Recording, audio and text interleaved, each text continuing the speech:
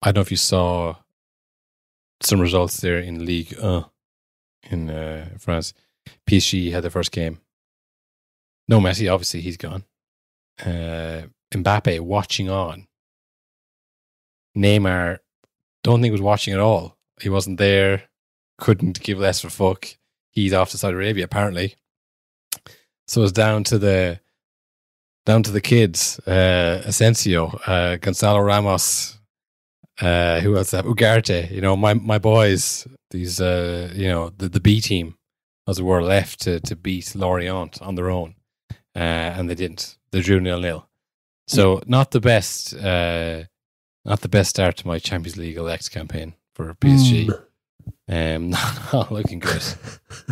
The guarantee stays. The guarantee stays. You can't pull back on it, unless something drastic happens. It's first game, but they looked kind of incoherent, I would say. I watched the highlights of it. Not many of them, for one. But that's what the kind of thing you get here listening to the show. We'll be committed to watching the extended highlights of 0-0s in different leagues just to make sure that my prediction comes true. That there's something to hold on to. I wasn't impressed by anybody though, Will. Honest to God, I think they lack something there in the middle big time. Well, it could be they're just waiting for the storm to blow over, because obviously all the Mbappe stuff that was going on. Yeah. Did you see that he's apparently, it's all good now and he's signing a new contract? Well, it's not all good, is it? But apparently... It's not good, ever. As soon as word came through that Neymar is off to Saudi Arabia, Mbappe was like, I'm actually happy enough to stay here, boss. And Neymar liked an Instagram post saying exactly that's what happened. Well, you know what? Neymar was the easiest to deal with of all three of them, apparently.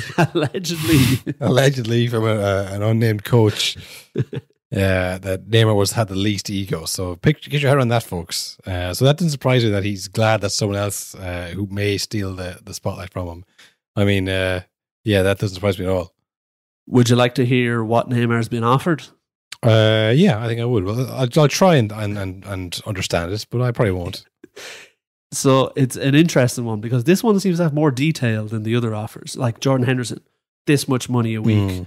Messi was this much money. Like they're all the offers that were coming. Al Hilal has offered the following to Neymar: a private plane at his disposal. Okay. A huge house full of staff. Right. 80 grand bonus for every Al Hilal win. That seems normal enough in football. Does it? Yeah, for like these clubs. I thought it was a win bonus. How about this one? That's crazy. How about this one? €500,000, it says here, for every post or story he puts on his social media that promotes Saudi Arabia. Jesus. It sounds like they're giving him Messi's job, to be honest. Trying to get a new ambassador. So I too would go to Saudi Arabia for that. It sounds like he went on Saudi Arabia winning streak. He got a new vehicle, a new house. Spin the wheel. Now you can risk it all. No, honestly, that is nonsense. Nonsense. All nonsense. They say many garbage things. You don't know what you're going to get. Melodrama upon melodrama. This is a shameful, disgraceful piece of nonsense. He was miles off it yesterday. You'll learn a lot more if you listen rather than talk all Plenty the of time. time, no problem. Hello, everybody, and welcome to a No Nonsense podcast with Cathal and Will.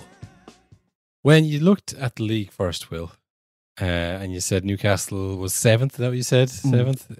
8th? You struggled to make top half. Something like that, yeah. Although I may be confusing you with Paul Merson, who said Tottenham will struggle to make top half this year. Top half? A top half, yeah. No, that's literally what I thought when I heard it. I thought of you going 4th. I was like, 10th. But we'll see with that one. I did not see Newcastle clear at the top of the league here. I mean, on goal difference given, I'll give it that, but still top of the league, can't take that away from them. I also am going to walk back one of my early predictions, which I said I might walk back depending on the result of the first game.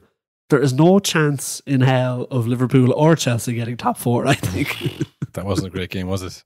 No. Neither of them have a midfield in all the players they've bought. Well, it all makes, Because after the last episode, we were talking about how the transfers, nothing really exciting happening. It's all done, folks. As soon as we hit upload, I sent you about 4 different posts on Twitter of huge breaking news stories. And the biggest one was the Caicedo. It's a bona fide saga, isn't it? A transfer saga.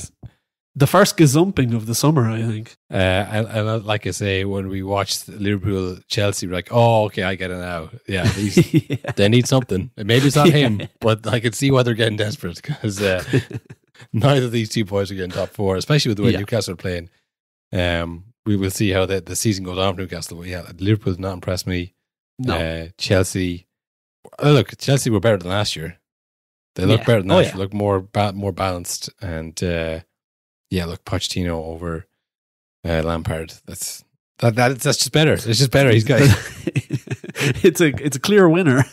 They got more chance there, but the big story was Caicedo, 113 million euro. Yes, also on over 200 grand a week for the next 9 years, which adds up to another 113 million euro. Yeah. The only thing is they keep again. I've said it before, but that they report it in pounds or euros depending on what mixed up. And I'm like, I thought it was 100 million. I was 113, and it's like, but it's the euros or the pounds. It's but look, it's a lot of money. It's the second highest transfer ever. Is this? I think so. Yeah, behind Neymar, maybe. Behind Neymar and Mbappe. I think it's the highest in the Premier League.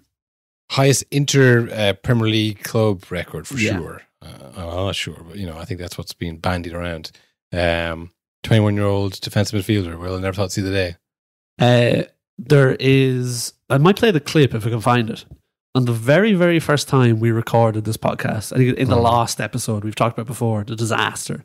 Oh yeah. Our first talking point was Moises Caicedo not going to Man United for £5 million because they didn't like his personality.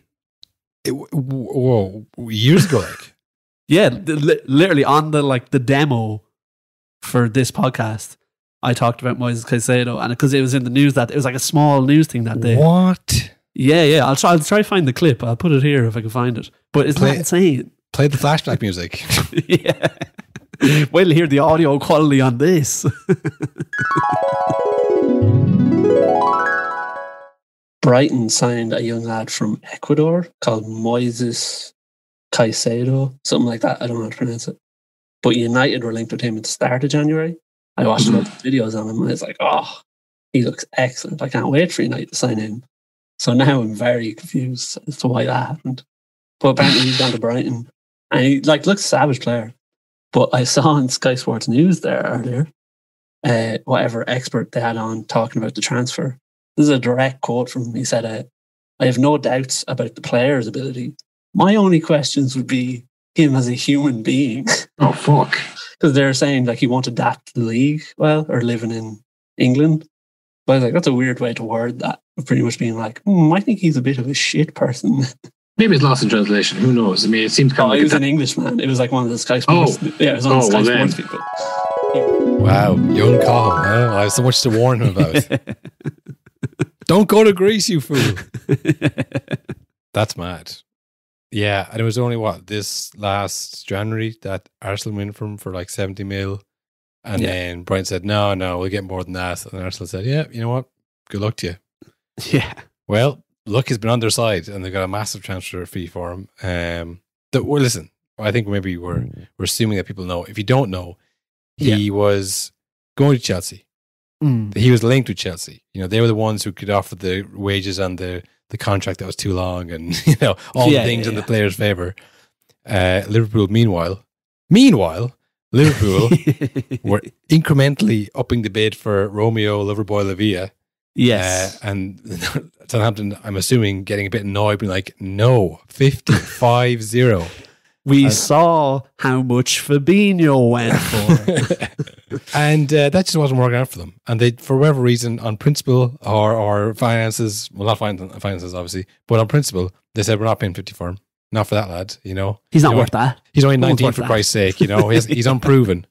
Got relegated last year. Got relegated. What is he? Anywho, They were looking over side-eyeing Chelsea's copybook and saying, well, they got something going on there, but it hasn't seemed to be over the line yet. Maybe time for a classic time for gazumping. Yeah. One of the biggest gazumpings, the biggest attempted gazumpings ever, surely.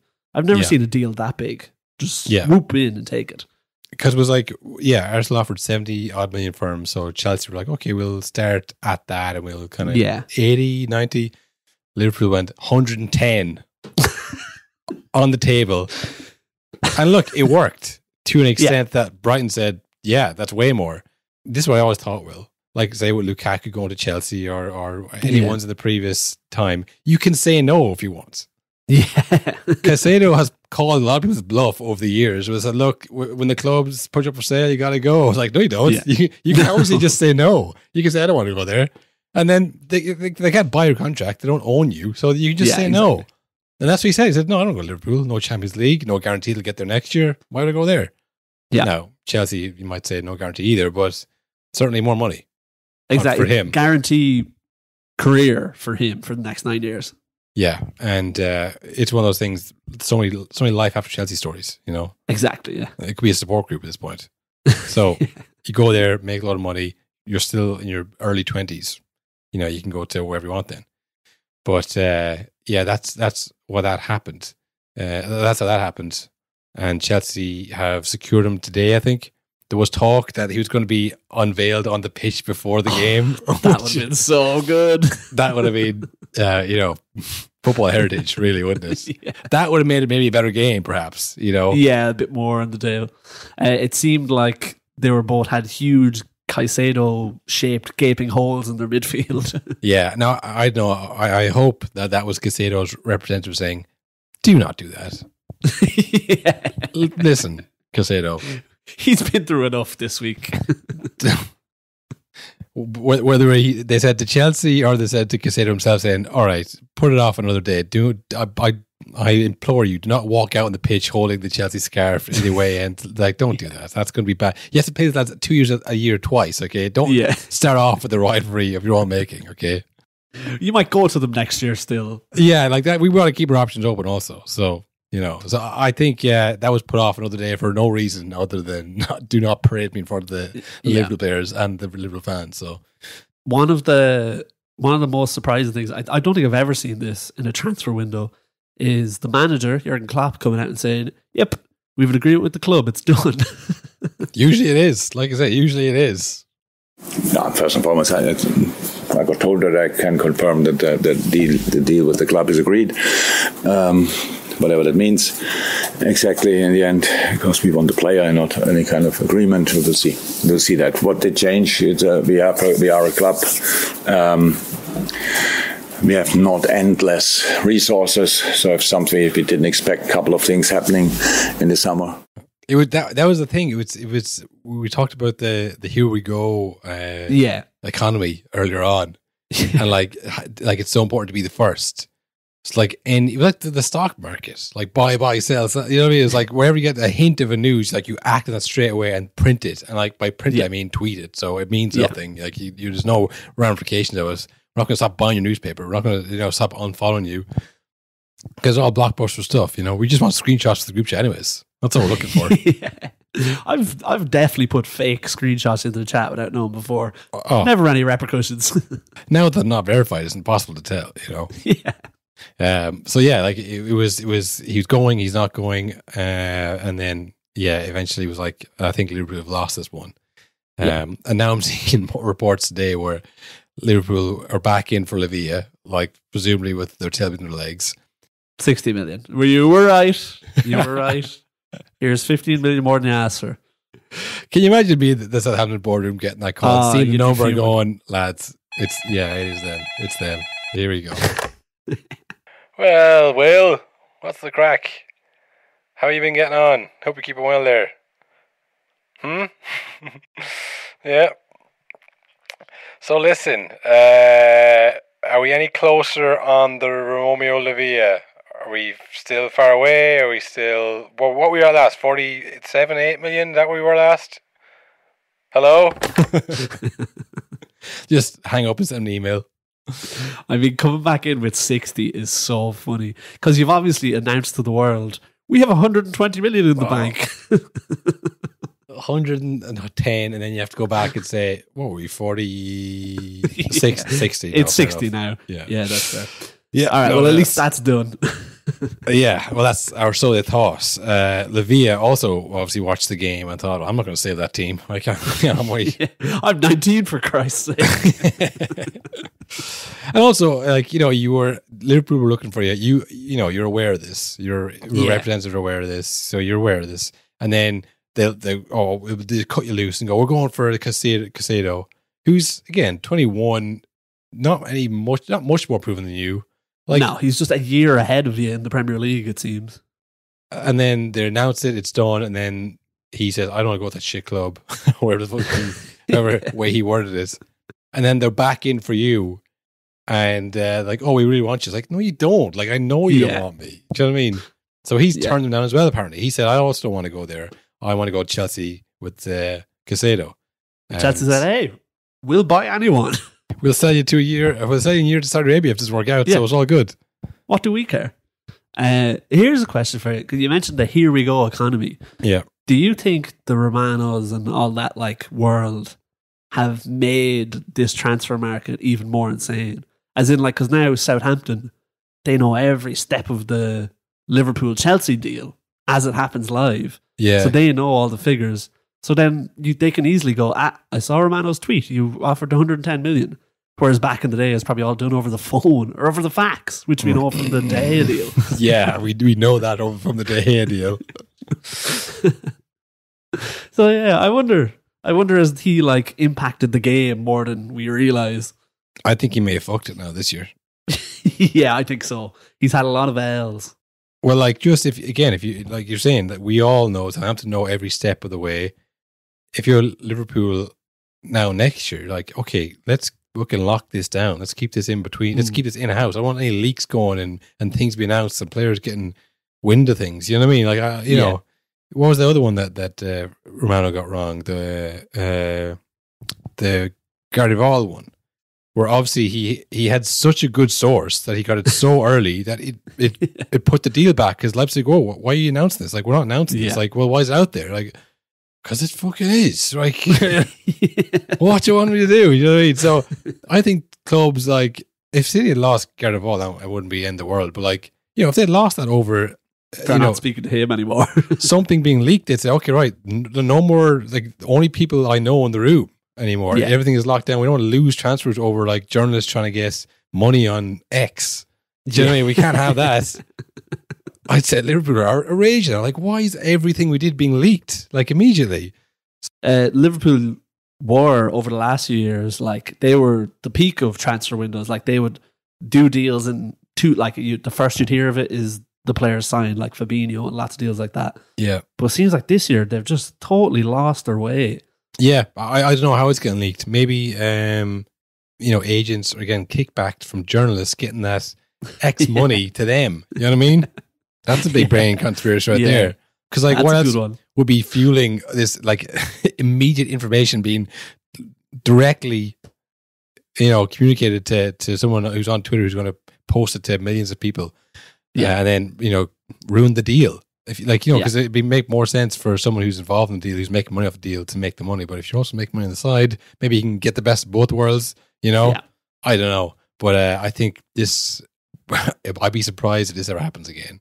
We've seen so many deals, almost not come through because of this. So, this might be the bubble bursting on the old here we go economy. Here we go. Here we go. Here we go. Here we go. Here we gone. He's done. It's finished in this town. Here we gone's a good title. Put it in the list. Here we gone? Question mark. That was the I suppose the big fixture. Because it was probably in a lot of people's top fours, Liverpool, Chelsea, certainly top six.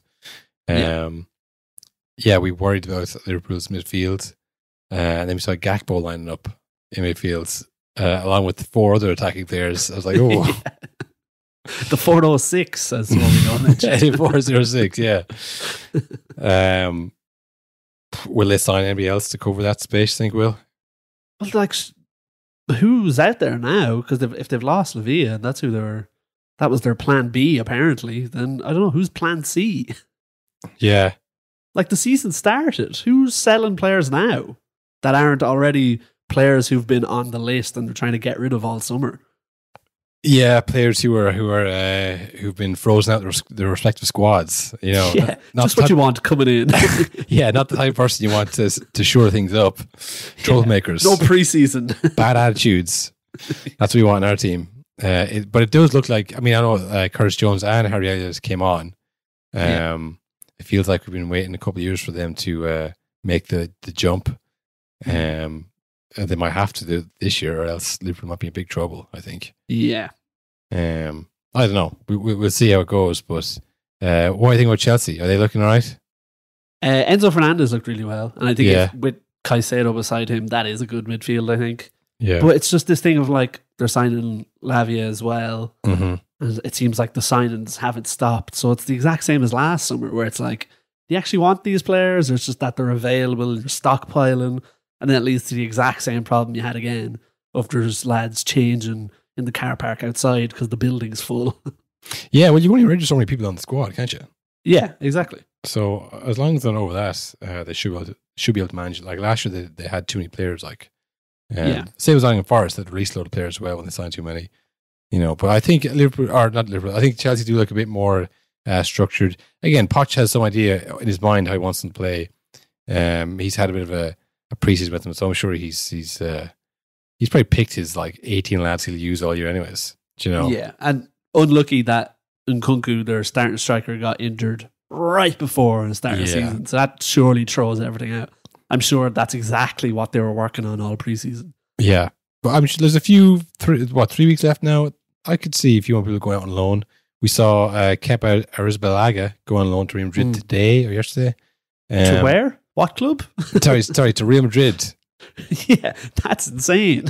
I think it was Courtois suffered an injury, so they were looking around at, again, at this late stage, it's like, okay, who's on a free? Who's been frozen out their squad? Who's not any good? You know, that's who you're left with. To the point where they were linked with David De Gea, which would have been insane. Well, the thing was, Will, I was looking at on Transfermarkt, like goalkeepers unattached without club. And De Gea was at the top of the list in terms of market value. That's what they did. Yeah, that's what they did. Well, I wonder did they see the person I saw on the list? Who's that? Mickey van der Hart. Oh. I just thought, that's like Mickey Joe Hart, except he's Dutch, you know? Without sign him up. Folks, sign him up for the pod, for the sake of the pod. Any people who need a third choice goalkeeper, get him in. We'll join your bandwagon. Exactly. But yeah, no. You mentioned there. Oh, sorry. Yeah. Oh yeah. Well, there's no one else. There was the Hay on the list. Maybe they didn't fancy him. Maybe that. You know what? Move on. He was the one that got away. You never go back. You know, that's what they're thinking. So they went with Kepa in the end. You mentioned there that Courtois suffered a bad injury. Think like an ACL or one of the bad ones. Yeah. He's not the only player. Real Madrid have also lost Militao to a season-long injury. Buendia is out for 6 months. Mings is out for a long time. Jurriën Timber is out for 6 months. And De Bruyne had a reoccurring of the injury he got in the Champions League final, which is never good when it's like, oh, it's the same thing again. Yeah, well, they had enough time off, Will. I don't know what the problem is. Yeah, give over, lads. It was at least 4 weeks. I saw them, Will, lapping it up in Dubai on a boat. And now they can't even play. See this, Will? I don't know if the listeners probably can't hear or see it, but it's the smallest violin in the world. It's very the tiny. Most it's the smallest. Yeah, I think now look, the injuries do happen a lot, but the first day, the first week, the pre-season beforehand, we're seeing a lot of injuries happen after the longest season. I think literally the longest season ever because of the World Cup in the middle of it. So is it going to be another weird season, Will? I think it might be a weird season. I tell you, if De Bruyne is out for a long time, we're in weird territory. It's definitely a game changer. You know, you add in the hangover of the treble. You know, you add in Declan Rice, Rolls Royce for a player. Yeah. Mahrez, Gundogan, the league winners are gone, nowhere to be seen. I don't know what becomes the City then, even though they absolutely steamrolled Luton Town. Burnley Burnley had a shocking return to the Premier League. They got beaten 3-0, obviously, which we saw. The right back or the winger who got sent off, I forget who it was. He just, like, Kyle Walker was bursting past him, and he went, I'm just going to kick at him, and he timed it wrong and ended up like kicking his stand like a real leg breaker. Kicking his standing leg, and he looked like really hurt. It was upgraded to a red. He gets sent off. Rico Lewis gets hit with the lighter when he's in the corner. Announcement goes up during the game from Sky Sports saying that person has been taken off the back and beaten up pretty badly too. We've thrown lighters at him. He's he'll never be here again. There's another intruder on the pitch, and he wasn't like a political protest or like for the crack. He was going for somebody, I think, as well. Yeah. So not the welcome, and this is at home obviously as well in Burnley. So it wasn't a welcome return. You might think for Burnley, it was like not the free-flowing attacking Burnley we heard about last year in the Championship. No, yeah, we thought they changed. We thought they'd gotten off the Sean Dyche shackles, but no, it seems they're worse than ever. They've lost the discipline of Sean Dyche, but still have the rapid aggression that made them so successful. What else was there then? Arsenal beat Nottingham Forest. You see Rio Ferdinand had a needless dig at Salah during the analysis of that game. Well, Joe Cole said it first. He said Salah wasn't doing things like this at his age. It's like, right. He wasn't ripped up at the highest level in the world. And then reaffirms like, yeah, that's a good fucking point. He fucking wasn't doing it at his age. He wasn't ripping up at the Premier League. Now, I'm fairly sure Salah, when he was like 21, around the same age as Saka, was ripping up in the Champions League. Yeah, I think he was. He scored home and away against Chelsea, and then Chelsea bought him and said, no one else has him. Take that. Along with all the other players they stockpiled, along with like fucking Torgan Hazard and all the other players that like, they've stalled their careers for years. Do you know what I mean? It's like, it's such a pointless thing that he wasn't doing that at that age. It's like it's apples and oranges. Yeah. Do you know what I mean? Like, he wasn't playing for, whatever Basil's salary for the entire team that year. Probably was as much as fucking Fernando Torres. Yeah. Do you know what I mean? I tell you, Liverpool weren't starting him when he was 21, like an academy prospect. Of course they weren't. He wasn't there. But if he had been, he would have been. Like, exactly. It's a meaningless thing. He wasn't doing his age, but I mean, whatever. The whole thing with they're comparing Saka to Salah, like, is he the best in the league? Blah blah kind of thing. But I just thought you love it. You know what you're doing. You could just not said it. Yeah. Performance of heart from Tottenham Hotspur. Romero, whose heart was broken. Doherty. Romero. Bentancur. In by Kulusevski. Kane! That is extraordinary! He has gone and stolen it back! Melodrama upon melodrama! City thought they had saved it. You are never saved! Face to face with Harry Kane, and Conte has found a way. Pep's pain. Kane's utopia.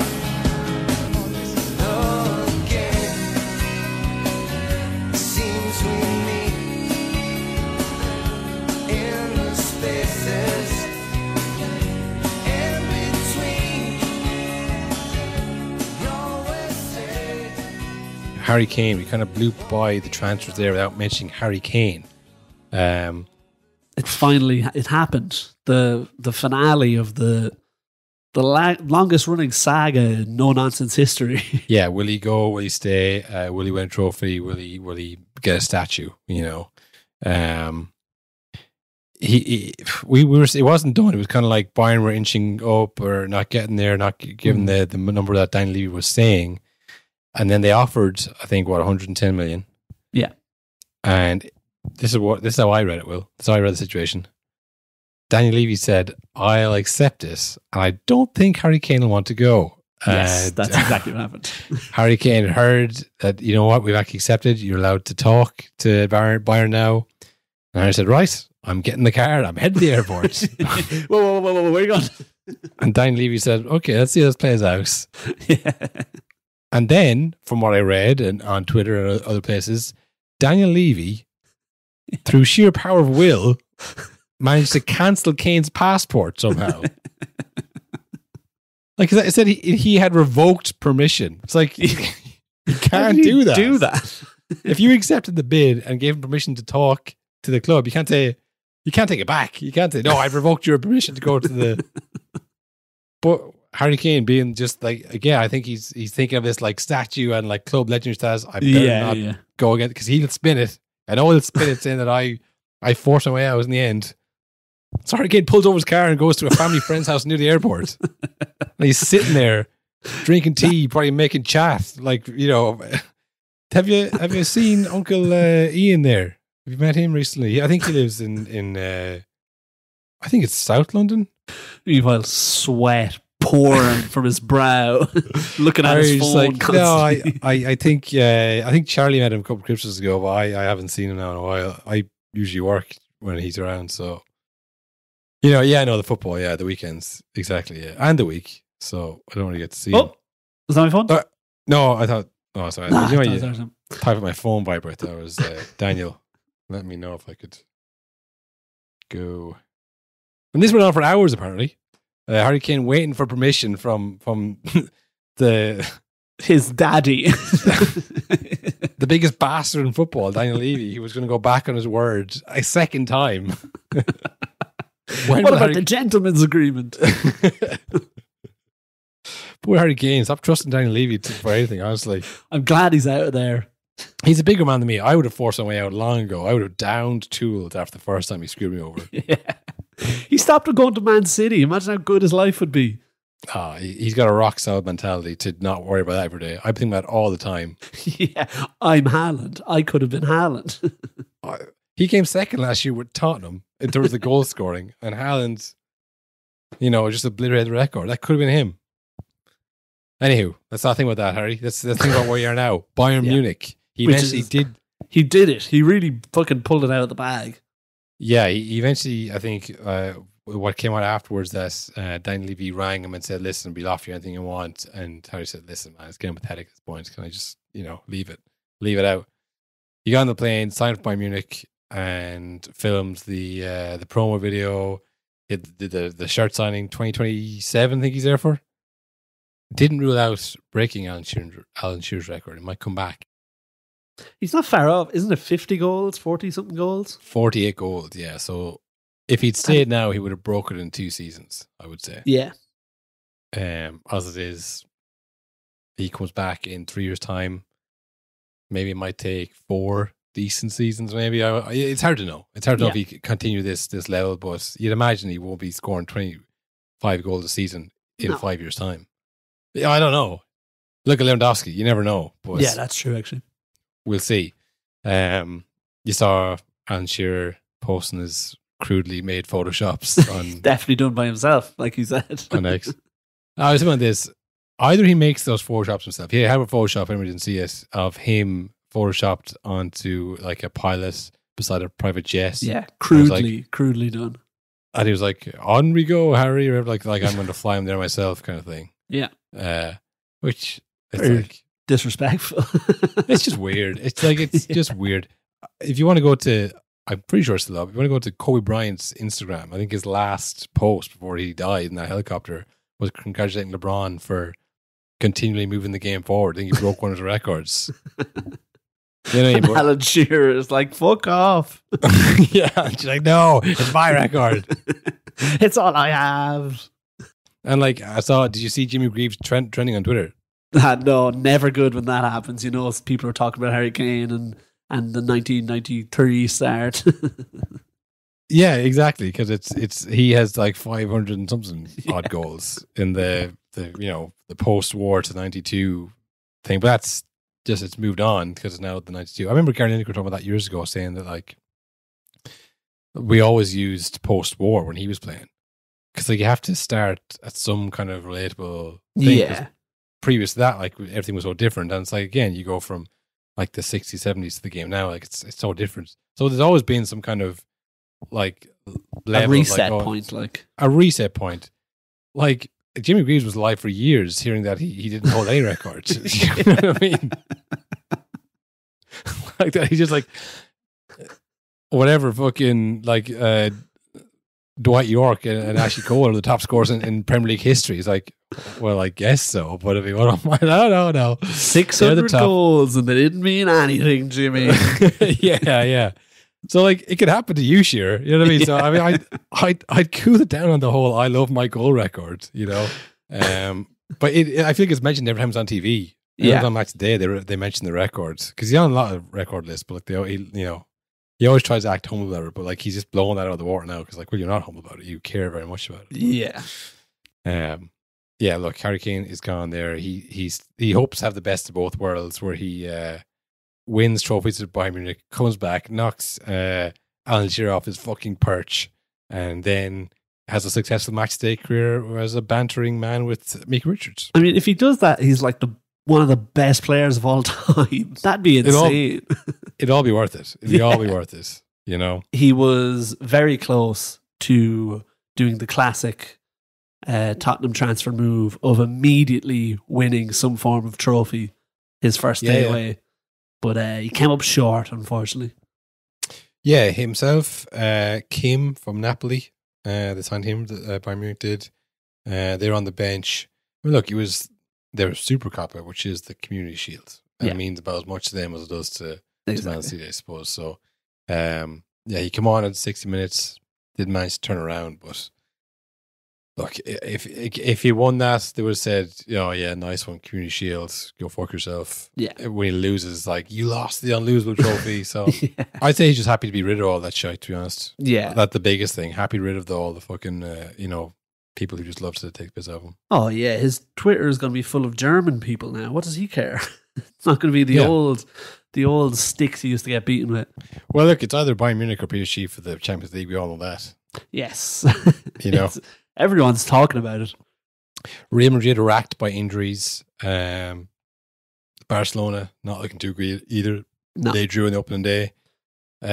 Sure as I won't be an Italian team. Say that much right now, Will. Those jokers. Not a fucking chance. Not unless they have Italian referees the whole way, am I right? I want to look up what the odds are for the Champions League, actually, just like outright, because there's odds right now. You can bet all your money if you want right now on the Champions League. Really? On my PSG prediction, I think so. I think betting companies are fairly okay with that. We're taking. I'm not sure. Yeah, they just kind of hoover up the money from people. Okay, so 21-10, Man City, 5-1, Bayern Munich, 17-2, Real Madrid. Arsenal 10-1, which is hilarious. Stop. Barcelona 12-1, PSG 14-1. 14-1, God, get on it. It's guaranteed. Lump on PSG, boys. Man United 16-1, Newcastle 20-1. Now that's a bet. Surely Saudi Arabia will be in some referees' pockets. Napoli and Newcastle are both 20-1. That's crazy to me. Yeah. Anywho, and the list goes on. Then all the other teams in it. Yeah, PSV 500-1. That'd be Wisham's shout. Anywho, I just said that in case they won. I want to add that in and as a clip. What else was there then? Will happen in the league this week around the world, around the footballing world?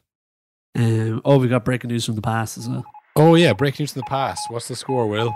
Our first breaking news, the past of the season. Folks. We've got the schedule wrong immediately, and games are happening as we're talking, which may render this entire conversation null and void. Breaking news from the past: Man United 0, Wolves 0. 50 minutes into the game. That's good for my clean sheet. Tell you that much. Oh, and I've just seen that Lisandro Martinez has been subbed off at halftime for Victor Lindelof. That's not good. That Another injury, folks. Something bad has happened. You've heard it here first, folks. There's going to be injury talk on every podcast going around. People are going to be looking into this. I'll tell you right now, it's the World Cup and the lack of break that. I mean, we're just in August and they're already played one game week. No wonder they're getting injured. There's players like limping off at halftime. I can't possibly go on for any more. With 11 minutes at a time just for dessert. It's been a surprising enough week, I suppose, with the results. Like I say, the biggest one was Newcastle. 5-1 winners against Aston Villa. Two teams I would say probably on a par. Yeah, especially with Villa's new signings. Yeah, and I think it was actually Newcastle's debut debutant, I should say. Sandro Tonali. Jeepers Creepers, Will, what a goal he scored. What a bit.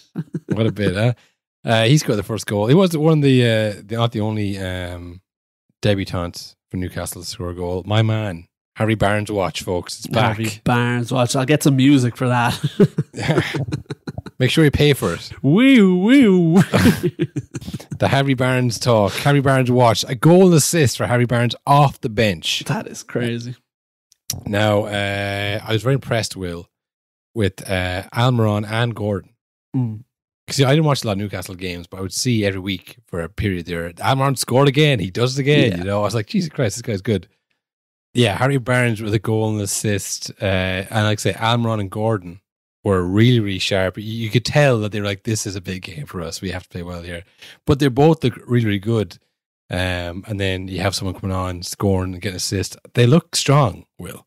Yes. Alexander Isak looked amazing. Yeah. He's what? They bought him for 70 million. Kind of went under the radar a little bit last year, I think, because he didn't start and play straight away.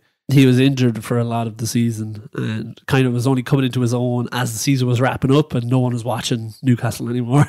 Yeah, because they had kind of fallen away there and it wasn't look like they're going to do anything. But I mean, the squad they have, the starting team is good.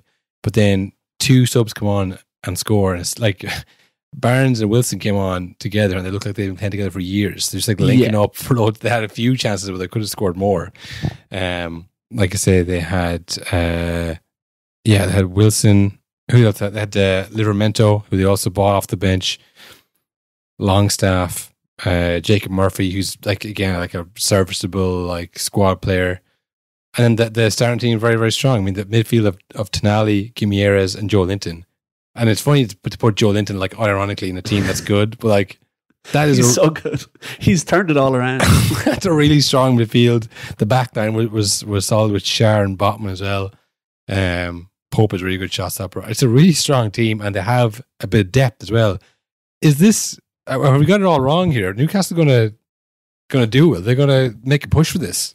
I tell you, if Newcastle win the league, that is a dark day for the Premier League's other teams, I'd say, because then it's done. It's begun. There's no catching them because they have infinite money, more than all of the other infinite money teams. And they're smarter than them, apparently. They were so smart. They buy so well. I mean, they've leveled this up. Like Harry Barnes is genius. Harry Barnes is such a solid signing. You know? Perfect. Again, slight step up every summer.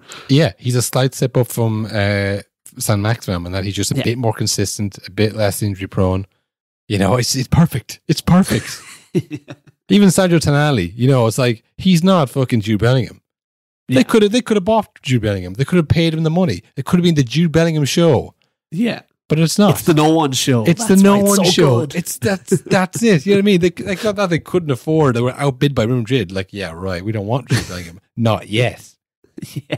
We don't want Mbappe. We don't want Neymar. We want Tonali and we want Harry Barnes. And we want goals. And we want wins. We want dubs. Yeah, they're looking very good. Yeah, maybe I'm getting a bit carried away, but I was just so impressed. And then I think it was, Gordon and Almiron playing really well because they knew Barnes was going to come on.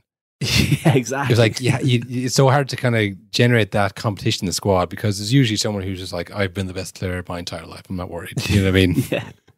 But to get that like level of like really, really good players competing for places on the squad and them all contributing for 90 minutes, it's they're looking really, really good, you know. Like that Isak Wilson battle is going to go on all season as well. Who's going to get that top spot? Who's going to score more goals? Like Isak scored 2, but then Wilson comes on and assists and scores a goal himself. It's like, oh, okay, so they both have something to offer. I mean, and I know Wilson's injury prone and that's always been like the problem, but this is perfect for him. No pressure. Come on, the second half or the last half an hour, play a game here and there. You're still integral to the team. Yeah. But you don't have to be running 90 minutes or 110 minutes now every week. Yeah. No, it's the same thing as Man City. Do you know, it's someone like Gundogan who has like a huge role to play when he couldn't stay on the pitch for Dortmund, you know? Yeah. So, I was very impressed with them. Aston Villa, maybe I thought they might be a bit better than they actually are. Their debutant Diaby also scored a great goal on the half volley. But Mings went off injured. Who is their captain? He looks like he's out for the season. Yes. Is that what I heard, or out for significant? I think it's significant. Yeah, it's a few months anyway. Martinez was doing some crazy. Maybe it's under the pressure. Well, I mean, listen, he had Anthony Gordon pressing him. We know, yeah. We all know what that feels like. We see it firsthand. We all have. But he was making some dodgy mistakes. They maybe haven't upgraded. I mean, look, they don't have the infinite money that Newcastle had, so maybe we're expecting it too much of them. But they're definitely. I think Newcastle have moved a level ahead of them this summer. So. Which is exactly what we'd said last week has not happened. Yeah, that's what people thought. But again, it's because we were expecting huge signings. We're expecting Project Mbappe. We're expecting Bellingham. We're expecting, whatever. Who's the best centre back in the world right now? We had to buy one. I don't know. Well, if you're just buying someone, probably Guardiola, like City did. Yeah, there you go. Someone, you're expecting names you've seen in World Cups, that kind of thing, and that's just not how they're doing them. Like, no, Sharon Botman are good for now. They're perfectly fine. We need new centre mid. It's stuff like that. So, I think I might have to put them in the top four. Listen, it's been one game and they have an entire Champions League ahead of them. And injuries can happen at any time, But just all things being equal, I think they're as good as anybody. That's the thing as well. They just seem like again, it's one game, but in that one game, you can tell this is a squad that's all very together and they're buying into this. Yeah. And, the manager's doing well. Whereas, say, Liverpool, Salah's throwing a strap being subbed off. Oh, yeah. Klopp is losing the head and he's saying, did you hear his quotes after the game about the extra time and stuff? No. What do you say about the extra time? Was it Jota got booked for dissent? They got a few bookings for dissent, and there was the dodgy handball and stuff. Which we said could be a thing. Yes, it had. We were 100% right. It happened everywhere. I'm sure that might be why Martinez went off in that Man United game. Klopp said, I knew this was going to happen. I knew they were going to come for us, essentially. Oh, yeah. As in, everyone's against us. But, again, you're not hearing that from Newcastle. They're probably saying that behind the scenes, but Eddie Howe's not coming out and being everyone hates us. Well, they won 5-1. Why would they be giving out? No, but you know what I mean? They just seem like it's all clicking where it's not all clicking at Chelsea. It's not all clicking at Liverpool. Yeah. No, I suppose it's all new ground for Newcastle. Yeah. You know what I mean? I'm saying they could make a push for it, but there's no expectation really on the fans to push for it. Whereas for Liverpool or Chelsea, it's when are we getting back? Huge pressure. When are we getting back to the title race? It's been Chelsea a few years now. Chelsea spent nearly £1 billion. They gotta get back quick. Yeah, well, there's a real reason why Chelsea should be there. I mean, the money they spent is just outrageous. So, and then, but Liverpool as well. It's you weren't expecting to get offers for Henderson and Fabinho, but I mean, you didn't have to sell them if you didn't have replacements. So it all comes back on the club and all that stuff. So it's the pressure's a bit different, but we'll see how it goes. But I think I'll be putting Newcastle in there ahead of Chelsea and Liverpool so far. But there's still a few weeks left in the transfer window. Maybe Liverpool or Chelsea can. Well, Chelsea will have 2 new players, so we think. Yes, they'll have a whole new midfield again. Liverpool maybe might get somebody in, but well, Thiago's still injured, is he?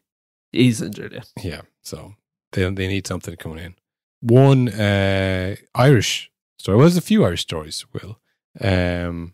Diablo Doherty is back in Wolves tonight, I think. Is he playing? Let's find out. Breaking news from the past. Breaking news from the past. Doherty does not start. Oh. He hasn't come on yet, but he's on the bench, so he's fit, ready to play. Who's actually a free agent? Traore, I think, is a free agent.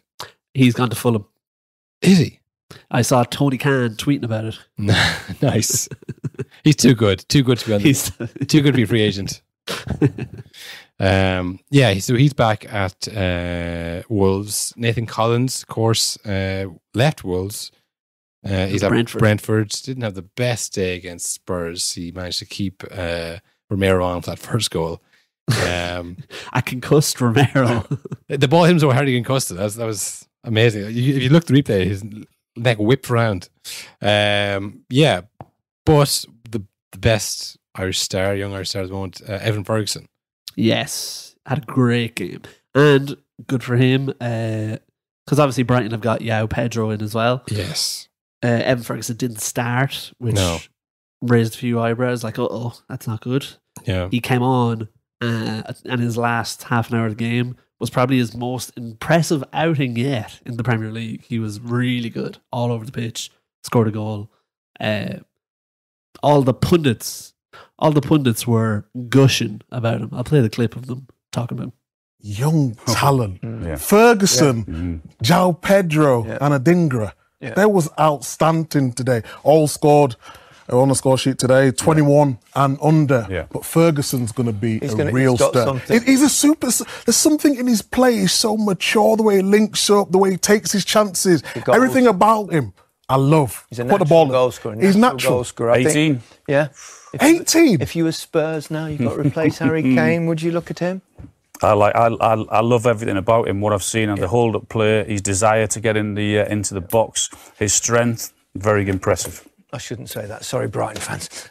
Wait, it's great. It's great to hear. The only thing, I suppose, he is quite young still. You know, from our own selfish point of view, you don't want him to be rushed into anything. You know, no, have his head turned by $700,000 a week, tax free, maybe. You know, who knows? And speaking of, journalist Melissa Reddy had some news about Evan Ferguson. Oh yeah. She was saying that Brighton are looking good for the future. You know, they've made a lot of money. They've made insane money in the transfer market over the last few years, from signing players for cheap and flipping them for huge money. Yeah. And they are eyeing up Evan Ferguson as the next record-breaking British transfer signing, like from a British club. Yeah. Which is great news for Ireland, and great news for Bowes, who, if he goes for 100 million quid, Bowes will get, I think it's the equivalent money-wise of winning the League of Ireland 100 times. It's insane. Will and call 100 times, win the league 100,000 years. Yeah, that would kind of flip things, wouldn't it? Surely. Yeah. In Bowes' favour. Oh no! Now they have all the money. Like, it's literally that quick. That's gas. Yeah. So important to have those sell-on fees, folks. If you're organising any deals, make sure there's a sell-on fee there, because you never know. 5% of 120 million is so much money. Sneak it in there, when they're not looking. Put it on the bottom.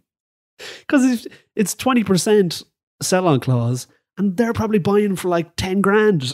Yeah. Oh, stop. That would be insane. But yeah, he has a good thing there at the moment with Pedro. Similar to Newcastle, where it's like, two strikers. That's perfect. Perfect for him. Because Pedro was a big money signing, obviously, so you got to play him. He missed a chance in the opening half. He scored the penalty. He won the penalty and scored the penalty. But then the other striker coming on and scoring, it's going to keep that kind of competition there. And like, you offer something, I offer something. Maybe we can see who starts from now on. Who starts the big games? That's the big one. Yeah. So it's great to see. Great to see Evan. I call him Evan. Yeah, me too. I actually call him Ev. So I actually know him. Big E. Easy. I call him Easy E. Cool. Big Easy, I call him. Fergie. Oh, you call him Fergie. Oh, okay. Mm-hmm. Ferg, and then capital E. A really big E.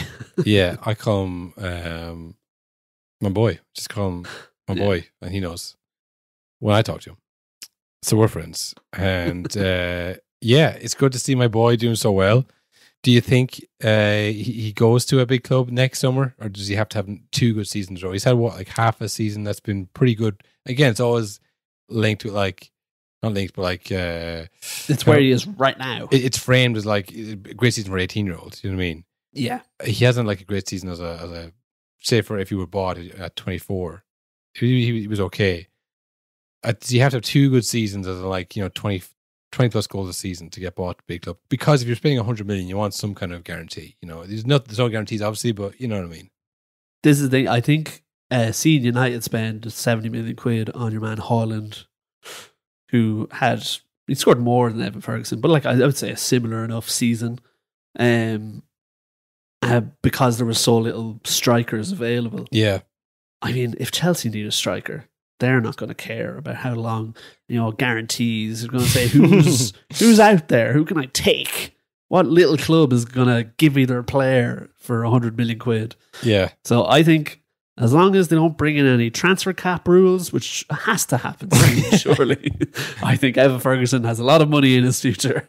Well, this has done well for everybody, in terms of like the big signings. The big clubs get their players, the small clubs get money. We all get podcasts about us. All the news people are talking about us. Everyone's getting Twitter money. It's just it's a self-sustaining economy. Well, it's the good times are never going to end. I'm telling you. Don't worry about us. Here's a question. Go on. This transfer market at the moment, it definitely favours the Brightons, Aston Villas of the world, because all the big clubs seem like idiots. Yeah. So they just throw the money at you that you spend on 10 more players who are going to be worth 100 million, because the idiot clubs are just going to keep buying them. Yeah, well, to a degree, but you always think of Southampton and how good they were, and they used to find players like Schneiderlin and whatever, and then they'd go to Man United, and they were terrible at it, or Wanyama, never heard him after Tottenham. They were great for Southampton, and then Southampton would find someone else. Did you see actually Oriol Romeo is playing for Barcelona now? Yeah, I've seen that. I think, was he Chelsea youth? They went to Southampton maybe? I don't know. Something like but that. But it got to a point there where like they were now getting the dregs of other teams to replace their diamonds in the rough. So like eventually, you do get priced out of the small markets, not by yourself, but by other teams being like, well, we know you have 100 million. Exactly. So you can't be coming here.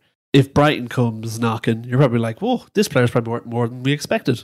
They never miss. So add 20 million on. Yeah, and you have 110 million in your pocket there for Caicedo. So like, exactly. We're charging at least 40 million for us, which would be the equivalent of us winning our league 10 times. Yes. So like, I don't know. It's good up to a point, and then I know nothing. I know nothing about how they do their scouting or how they find these players. But I'm using the Southampton example where they found these players. It was like magic. They kept replacing them with better players. Like, it just but it didn't last. And look at them now. Leicester as well, same thing. Leicester were quite good at that too. Players like Chilwell and Maguire, but they lost them all. And then like someone like who was this? The left back who broke his orbital bone in the World Cup. Oh, the Belgian player. Yeah. Like, stuff like that can happen.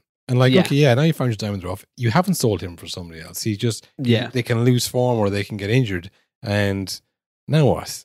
Yeah. Now the self-sustaining economy dries up. It's like, oh shit, we need money for him. We can't just have him go bad, He's gone rotten. He's gone rotten and there's no money for him. Fuck. So I don't know. It's good at the moment, but it's a thing. Chelsea and Man City and wherever, they can make as many mistakes as they want and they can buy themselves back in. But someone like Brighton, they have one bad season, one bad transfer window, that could be curtains for them. Yeah, all those diamonds in the roughs want to leave at once because you're not in the Europa League anymore. Yeah, whatever it is, or our wages have to take a cut or something. And so we'll see how they get on. But it does make for exciting news, that's for sure. Speaking of exciting news, Carl. Yeah, breaking the past. That wasn't even it, but we'll do that. Oh, breaking the past. 69 minutes. Very cool minute, but no goals. Ooh, bad game, I'm going to say. I haven't watched a minute, but I'm going to label this bad game of the week. Man United versus Wolves, 0-0. Do you want to hear some tweets from the game? Yeah, let's roll through some tweets from the game. Mason Mount is a total dud. What were we thinking spending $80 million on this average player? $80 million. I've never heard that figure for. Wow, I've never heard it phrased in dollars before. Make Man United forget this season. Don't be this squad. I don't know what that means. It's 69 minutes into the season. Give it a break, a rest, let's. And finally, United are not looking like a top 4 team this season. Hey, someone has to be. There's only 4 spots, or maybe 5. I haven't looked into that yet. Have you? Yeah, I think there might be 5. I think everyone's just like kicking that can down the road, but I think there is 5. Well, someone will be happily surprised at the end of the season when they just went out on top 4, but then it's actually top 5. But as I said, speaking of exciting news, yeah, sorry, go on. For any loyal Patreon listeners, yes, who you listen to every bonus episode, you're with bated breath, you're waiting for the next one. The Ultras was the called, Will. The Ultras. But you hate loading up that Patreon app. Yeah. You don't use it for anyone else, just us. Yeah. Well, now you can find our Patreon episodes right in Spotify. You look up No Nonsense Patreon. It's all there. Yeah. And you click it. It'll bring you to a tab. You say, is this your Patreon? You click yes. Boom. You can listen to all the episodes on your Spotify and they'll appear as they appear in the feed. You don't have to get a new app or anything. So it's easier than ever to listen to the Patreon. It does sound easy, Will. It is easy. Can they sign up on the Spotify? No, but if you want to sign up, you use the link in the description to this episode. Yes. You go to patreon.com/no-nonsense-pod. $5 a month, $4.50 a month, I think it is now. It's a $5. It's like 16 rupees, so it's nothing. Yeah. It's nothing. Nothing. And you get a bonus episode when there's midweek games, Champions League games, breaking news maybe if there's huge news. Oh, if there's a huge news, we'll do a break. We'll do a special episode, 100%. That's what we plan to do this year. White Hart Lane explodes due to the toilet blockage it had the other day, we're doing a podcast, 100%. Yeah. Did you see that with the water shortage? Yeah. There's a few things. The Arsenal tried to do it like an Apple Pay system, and people are like, didn't this work. is bollocks. Hey, what is that? Some people were in. Some people were able to do it. Most people said, this isn't working. Yeah, apparently it was a thing where like it does work, but you have to scan the QR code. But like people were there like, I know what a QR code is. Speak English, Doc. We had scientists. Well, yeah. If there's more stadium breaking news, you'll find it midweek on the Patreon, or we might talk about it on After the Nonsense, our non-football show, where we talk about everything but the football. And you can get all that $5 a month, patreon.com/no-nonsense-pod. Yeah, I was watching actually the Arsenal fiasco on BN Sports, Will. Oh no, the enemy. and Andy Gray and Richard Rich Keys doing half an hour of unscripted improv. Oh, because the games end at half 2, and they go, Andy, Richie, it's going to be half an hour, so just keep talking.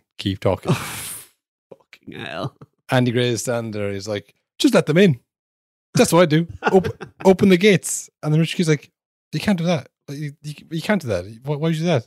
They just open up the gates. So they're all there. Well, they don't have a ticket, Andy, you idiot. That's what he said. He goes, everyone there's a ticket. They must do. Why else to be there? And I was like, pickpockets, perverts. Someone who heard the ticketing system is broke. Someone who who might let everyone in. Round the corner says they're letting everyone in. They all just storm the gates. Yeah. No, it was exactly what I think as well. I was like, they're like laughing at, the digital tickets. What a load of nonsense. What a load of haberdash. Just two dinosaurs improving for half an hour. I was like, I might actually turn this off. I want, please start the game, but it wouldn't start. That's going to be us when we get our Saudi Arabia job. Yeah, lads, there's been a riot. Just keep talking. Like, this is what we do every week. So I don't know what you mean, keep talking. There's no script. I haven't read the teleprompter once. There's a teleprompter. No, honestly, that is nonsense. Nonsense. All nonsense. They say many garbage things. That'd be even less interesting. We're not releasing this. This is if we reach what we say if we reach like some kind of on Patreon. Patreon, imagine paying for this. Well, that's the mean. On Patreon, we release the hidden episode. The fucking we release the unreleased pilot if we reach a certain amount. How bad it was. So future Patreon listeners, thank you for no nonsense, boys. Here you are. You got us. This is this is how we started. Can you believe that we're here now with X amount of patrons that we've got this goal? Can you believe it? Can you believe it? We just broke the 10 million mark today. We're millionaires thanks to this podcast. You don't know what you're going to get. Melodrama upon melodrama. This is a utter shameful, disgraceful piece of nonsense. He was miles off it yesterday. You'll learn a lot more if you listen rather than talk all the Plenty of time. time, no problem.